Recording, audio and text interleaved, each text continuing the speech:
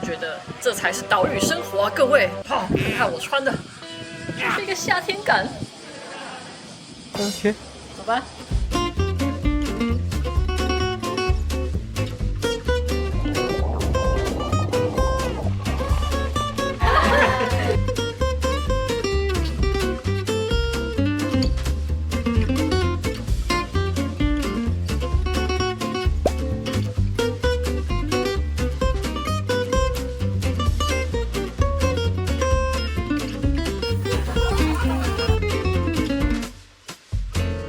大家早安！早。这是我们在乌九岛的第3集。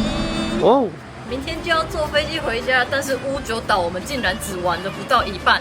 我们今天要绕一圈，把这个乌九岛的旅程完成。今天呢，会是真正的一个你想象中岛屿会有的生活，会有海边，我们要去玩水，很漂亮的溪，以及现在身后的酿酒厂。要看什么酒啊？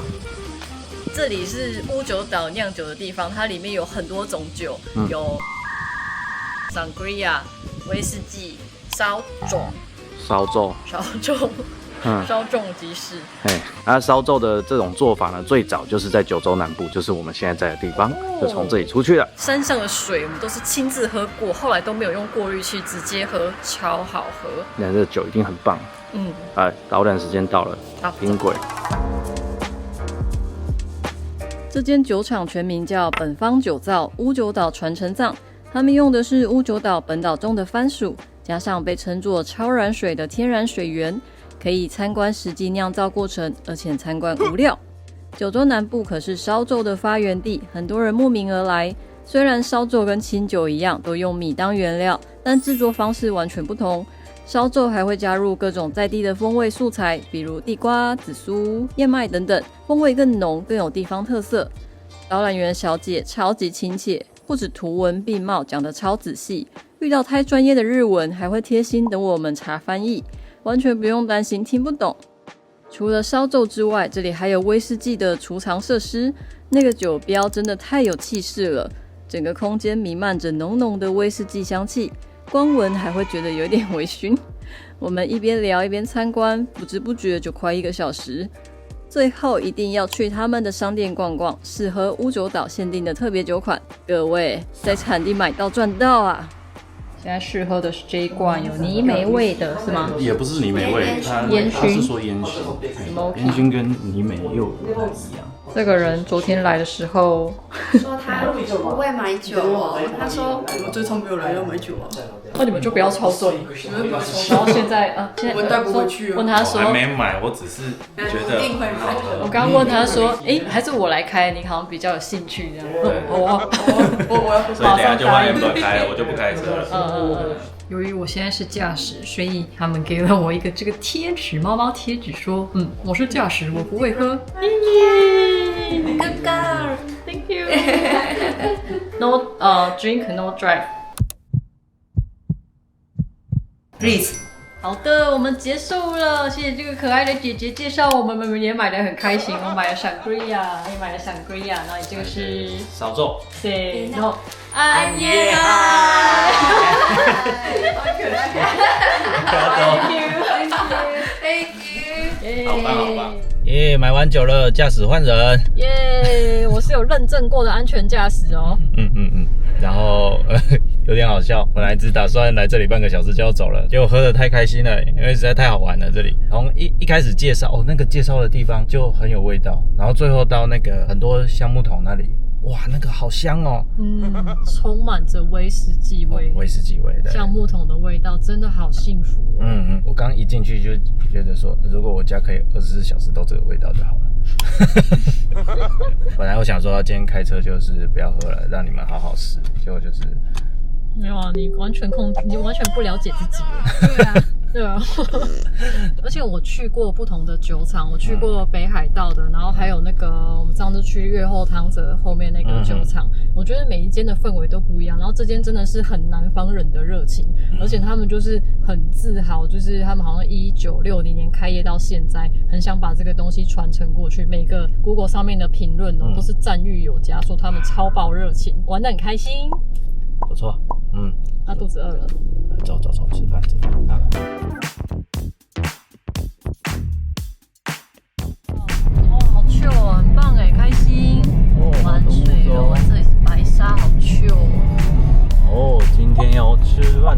飞艇。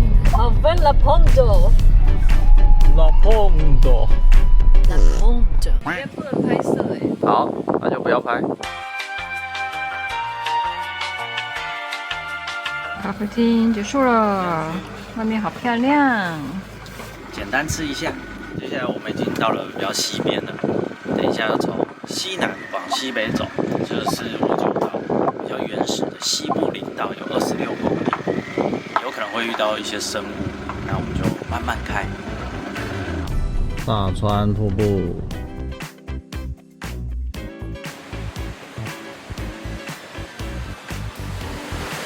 瀑布100选，哦，百大哦。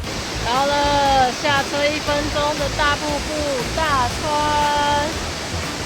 哇，看看它的标高有88公尺以内。我原本没有想说要来，因为我觉得这个形状的瀑布台湾也有类似，结果不是形状的问题，是大小的问题，超大，听起来怪怪的。好，就跟你说这个一定要来吧。棒，尤其下车1分钟，好漂亮，好漂亮。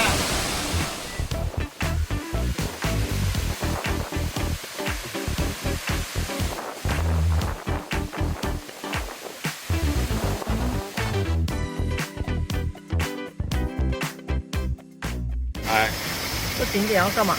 他说这个是明水白雪，这个水很有名，大川瀑布流下来。哦，冰冰凉凉。谢谢。我们在海拔1700的比较好喝。当然，对面就是大川瀑布哦。口永良步道。哦，可以看到，好完整哦。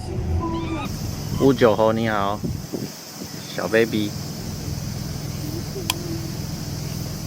终于要进入很狭窄的西部林道。说如果一天内降雨超过220毫米，就会全面禁止通行。走吧，今天天气好。这个西部林道真的很小哦。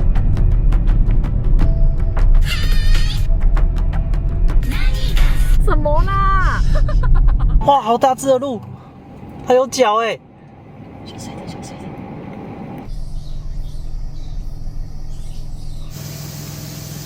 白爱心屁屁来了，爱心屁屁。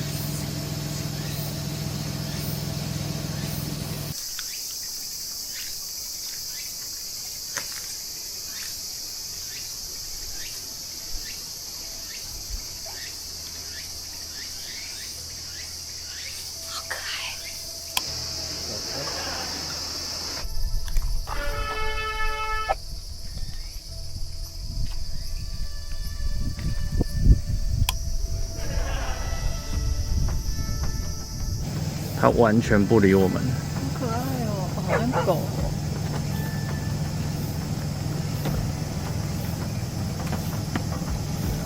太糗了吧，阿猴！它有够好笑哎。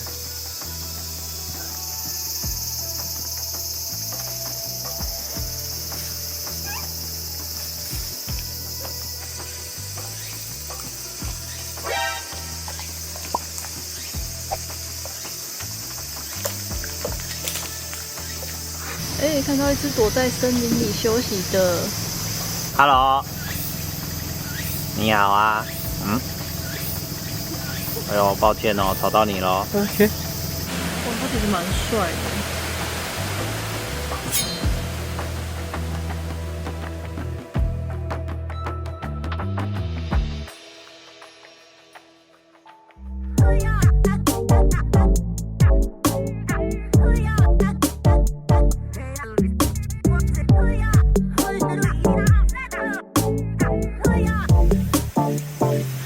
海龟产卵地哦，每年的5月1号到9月30，晚上8点到早上5点，不能进入这个海滩哦，要给海龟好好的上岸产卵跟游回去。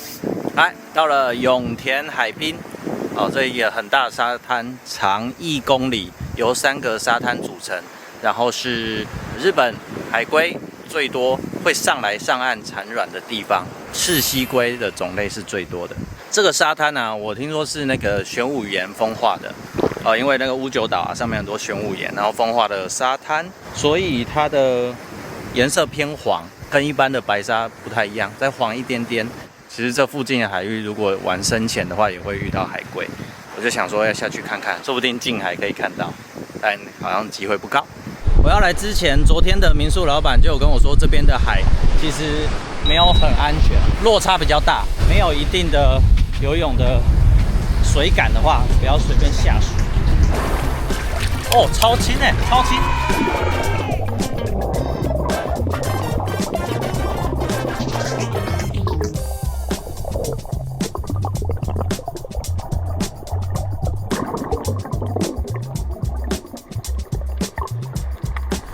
好的，我找了一阵子，还是没有找到。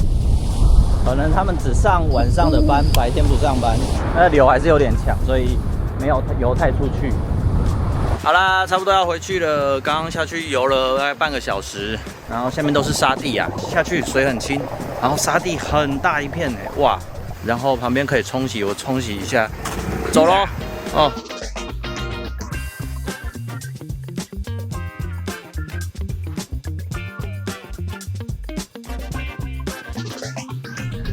刚游完泳有点累，3点多了，要来去 check in 我们的民宿。今天的民宿是无限城。在找北边的民宿的时候，看到这间真的是惊呆了。它的那个内装充满着木头，而且每一面都是黄色，然后木头颜色就会让你觉得很像《鬼灭的无限之城》里面的那种氛围。大家好，开了长途跋涉之后，终于到最后一天的住宿了。今天在一透找的这间叫做七福，然后这是一个非常宁静的海港小镇。看一看我身后的，一个人都没有。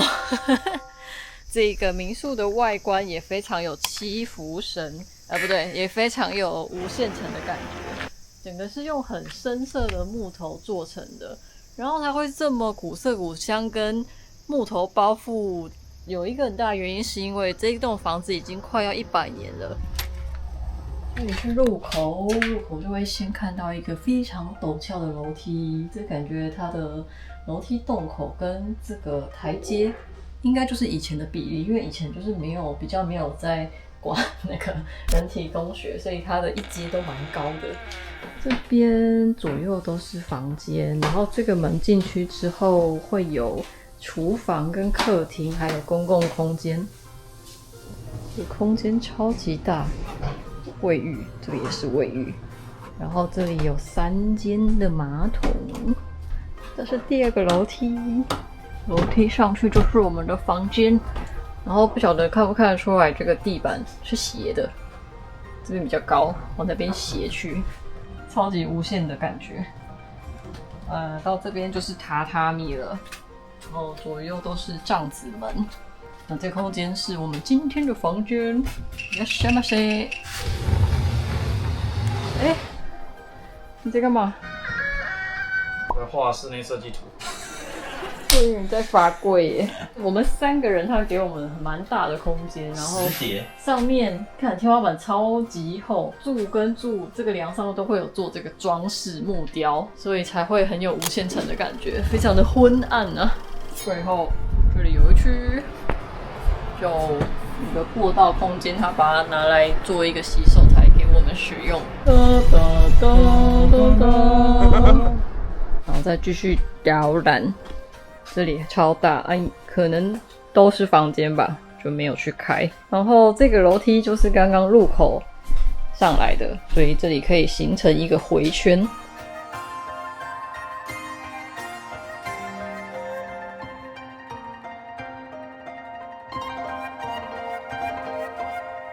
OK， 趁现在这个夕阳的时分呢，我们先来附近的海水浴场。那就在七福神的附近，臭海水浴场。这里就简简单单的设施都是简单的感觉，但是很完善哦。冲水的公厕。那边还有卖冰跟租借很多的装备，泳圈、躺椅、面镜都有，哇，超赞！欢迎来到乌九岛最有名的海水浴场。这里有花岗岩哦，真的哎，海边也有。它地路超高超陡的。它这些沙滩有很多成分都是花岗岩风化的。对啊，所以它的沙子不是很细，颗粒比较大。对，没错。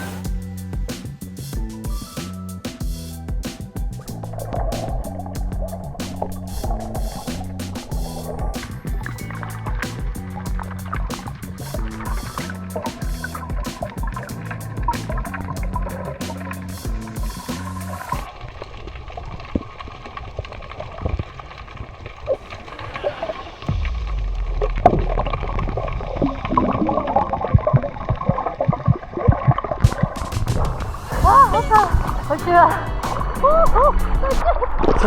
玩完嘞。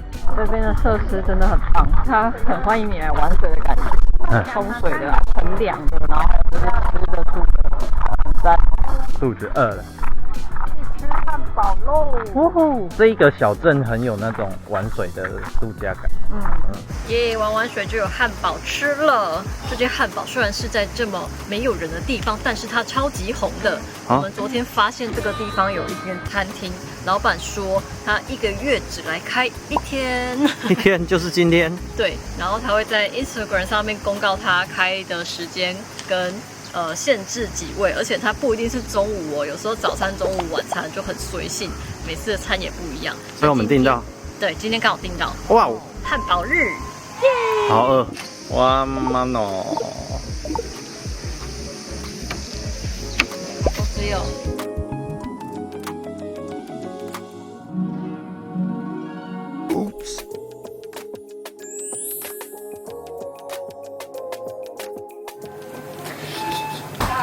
好好吃。好好吃哦！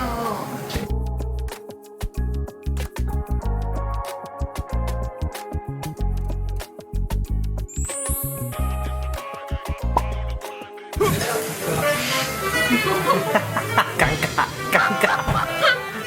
すみません、わざわざ。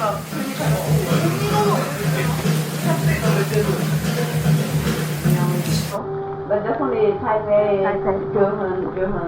九份。哦，9份。汤水，I don't know how you say it. 汤水，淡水，烫水，台中，台南，高雄。Oh, we are from 高雄。Tiger and Dragon. Yeah.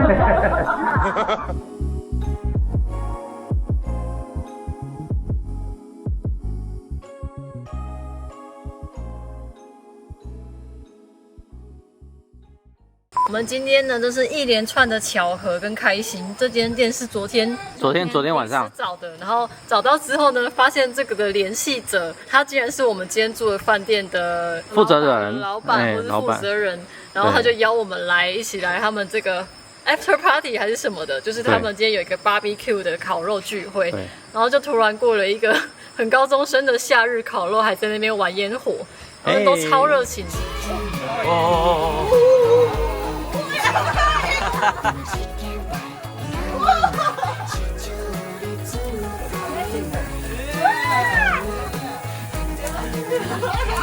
你很融入当地了哦。哇哇哇，好漂亮哦！我发疯哎，都烟。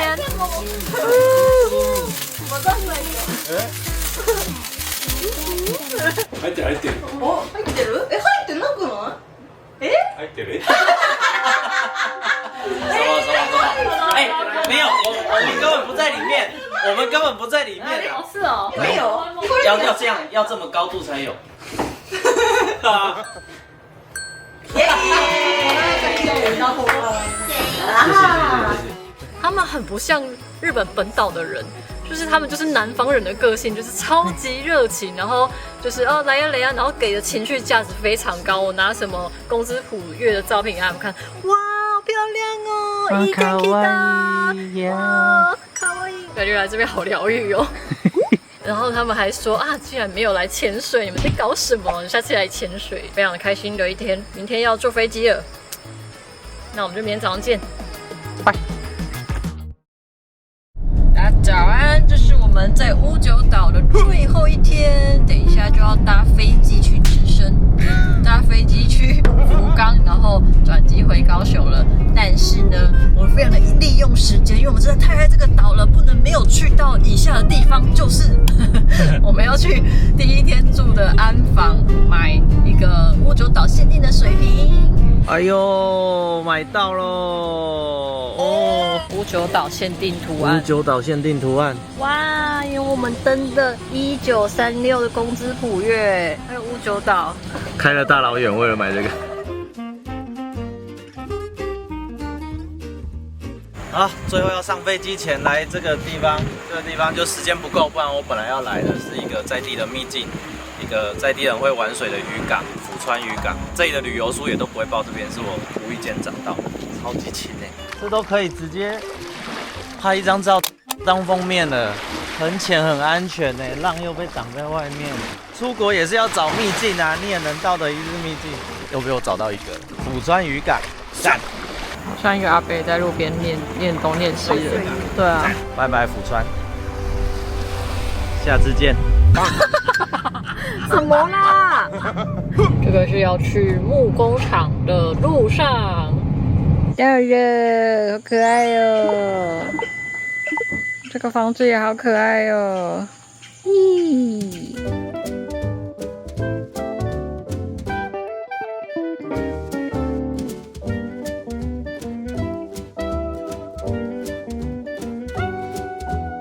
就是这个杯子超好看的，好可爱哦！我有点想要买这个时钟耶，好可爱哦！这个，哦，这个胡桃木的颜色超漂亮。我真的找时钟找超久，我觉得这一趟旅行根本就是瞎打瞎中，刚好碰到一个我好喜欢，而且是老板亲手做的，感觉就是他的木工厂在旁边。太阳很大，可以坐飞机了。对，好，走，来，很棒哎！找这间租车，它还可以送我们到机场。呀哈！耶！我们终于结束了乌九岛的6天行，现在要去福冈转机，然后再回到高雄了。这里是乌九岛空港，这几天非常的满意。乌九岛比我想象中的好玩超多。之前在做功课的时候，没有想到这么的丰富。我们临时找了一些点，我都没有雷点。然后，如果我觉得你想要来一个清幽的岛上之旅，可是又不想要这个岛是过度开发、过度人工的话，乌九岛超级适合你。然后户外人一定也很爱，有溪、有山、有海，你还可以 scuba diving。Oh my god！然后东西都好吃。对，总之就是很满意。费用，大家最关心的费用。这几天我们的花费，机票、民宿、租车，还有什么？还有当地的花费，吃喝。对，总共费用在这里全部竟然不到3.7万。我们还有爬山呢。对，真的很推荐，这是我最爱的日本离岛，目前为止。